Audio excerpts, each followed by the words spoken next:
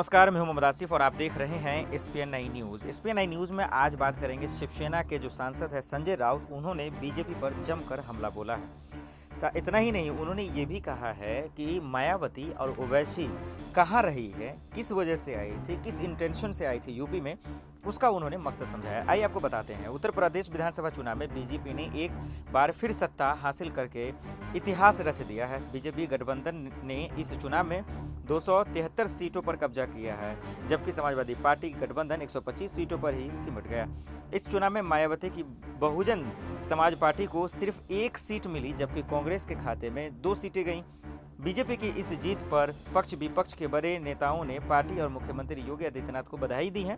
शिवसेना के वरिष्ठ नेता और राज्यसभा सांसद संजय राउत ने भी बीजेपी को बधाई दी, लेकिन इस दौरान उन्होंने Baspa supremo Mayawati, all India Majlis Ittehadul Muslim यानी MIM के चीफ असदुद्दीन ओवैसी को भारत रत्न देने की मांग की है। ये पूरा मामला क्या है, आइए सुनते हैं इस वीडियो में। देखिए, भारतीय जनता पार्टी को बड़ी जीत मिली है। उत्तर प्रदेश तो उनका राज्य था, फिर भी अखिलेश यादव की सीटें बहुत बढ़ गई है। 42 से 125 के ऊपर चली गई, 3 गुना बढ़ गई। मायावती का योगदान है बीजेपी के विजय में, वो तो मानना पड़ेगा। ओबीसी का भी है, तो उनको पद्म विभूषण भारत रत्न देना पड़ेगा अभी सबको। लेकिन हम लोग खुश हैं कि पार्लियामेंट्री डेमोक्रेसी में हार जीत होती है। उत्तर प्रदेश, गोवा, उत्तराखंड में बीजेपी जीत गई है, उससे हमें दुख होने का कोई कारण नहीं है। आपके खुशी में हम भी शामिल हैं।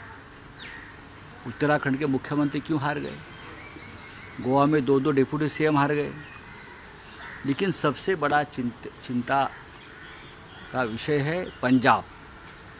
पंजाब में भारतीय जनता पार्टी, एक राष्ट्रीय पार्टी, एक प्रखर राष्ट्रवादी पार्टी, पंजाब जैसे सीमावर्ती राज्य में भारतीय जनता पार्टी को वहाँ के लोगों ने, मतदारों ने पूरी तरह से नकारा, रिजेक्ट कर दिया।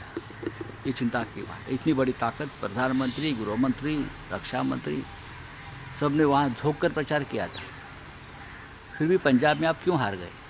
उत्तर प्रदेश तो आपका ही था, उत्तराखंड आपका। देखिए, भारतीय जनता पार्टी को बड़ी जीत मिली है।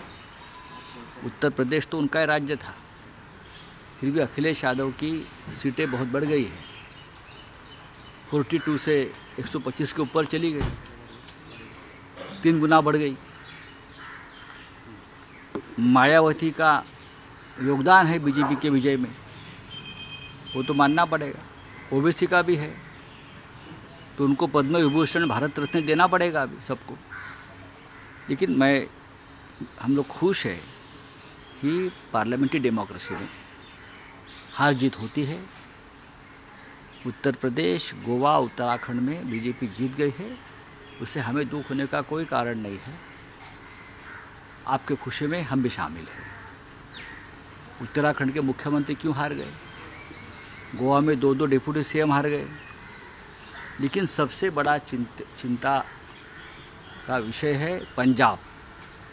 पंजाब में भारतीय जनता पार्टी, एक राष्ट्रीय पार्टी, एक प्रखर राष्ट्रवादी पार्टी, पंजाब जैसे सीमावर्ती राज्य में भारतीय जनता पार्टी को वहाँ के लोगों ने, मतदारों ने पूरी तरह से नकारा, रिजेक्ट कर दिया। ये चिंता की बात है। इतनी बड़ी ताकत प्रधानमंत्री, गृहमंत्री, रक्षा मंत्री सब ने वहाँ झोंक कर प्रचार किया था, फिर भी पंजाब में आप क्यों हार गए? उत्तर प्रदेश तो आपका ही था, उत्तराखंड आपका ही था, गोवा आपका था, वो ठीक है, वो ठीक है। उत्तर प्रदेश में आप हमें बार बार टोंकते हो ना, शिवसेना को कितनी सीटें मिली उत्तर प्रदेश में? उत्तर प्रदेश में कांग्रेस की और शिवसेना की जो हार हुई है, उससे बुरा हाल और हार आपकी पंजाब में हुई है। पंजाब जैसे राज्य में हुई है, जो सबसे सेंसिटिव राज्य है, उस बारे में थोड़ा आप देश को मार्गदर्शन करिए बस। सर, येणाऱ्या महानगरपालिका निवडणुकीत आता भाजपच आता महापौर बसणार आहे असं वक्तव्य आता भाजपकडून नाही, करू द्या ना, करू द्या। बघा, उत्तर प्रदेश किंवा या 4 राज्यांच्या निवडणुकींचा आणि महानगरपालिका मुंबईचा काही संबंध नाही. गेले 50 वर्ष आम्ही मुंबई महानगरपालिका लढतो आहे आणि या महानगरपालिकेवर जो शिवसेनेचा भगवा झेंडा आहे तो कायम राहील. सर यूपी तो सिर्फ झांकी है, महाराष्ट्र बाकी है, अशा प्रकारची विधानं देखिए, ये तो पश्चिम बंगाल का चुनाव से पहले भी इस प्रकार की घोषणा कर रहे थे. महाराष्ट्र बाकी है तो कल पवार साहब ने कहा है ना, हम तैयार हैं, जो करना है वो कर लीजिए. क्या करना है? और रेट्स डालेंगे हमारे ऊपर, और झूठे मुकदमे डालेंगे हमारे ऊपर, और क्या आप कर सकते हो? झांकियाँ और बाकी मालूम है हमें.